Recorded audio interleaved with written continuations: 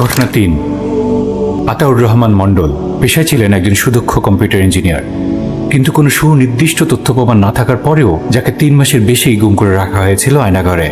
তারপরে উনি বলতেছে যে তুমি কি রোড সেফটি মুভমেন্ট হয়েছিল না তার আগে, তখন 2019-এ একটা ইয়ে হয়েছিল যে উই ওয়ান্ট জাস্টিস নামে যে একটা আন্দোলন হয়েছিল, তুমি কি ওখানে খুব অ্যাক্টিভ ছিলা? তুমি কোনো পোস্ট করছো, গভর্নমেন্ট বিরোধী কোনো পোস্ট করছো?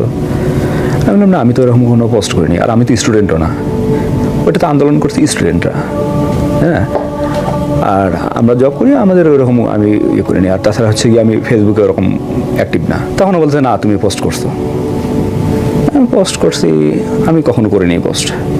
আপনি ফেসবুকের পাসওয়ার্ড নেন, পাসওয়ার্ড নিয়ে আপনি ফেসবুক ঘেটে দেখেন। তখন সঙ্গে সঙ্গে আমি ফেসবুকের পাসওয়ার্ড দিলাম, ওনারা ফোন তো তাদের কাছেই, ওরা ফোন নিল, ফোনটা নিয়ে 4-5 মিনিট ওরা চুপচাপ আছে। তো তখন বুঝলাম যে তারা হয়তো স্ক্রলিং করতেছে, ফেসবুকে লগ ইন করে ঢুকে ফেসবুক ঘাটাঘাটি করতেছে। তারপরে কিছুক্ষণ পর বলতে আচ্ছা ঠিক আছে, তুমি কোনো রাজনীতির সঙ্গে জড়িত আছো? কোন দল করো?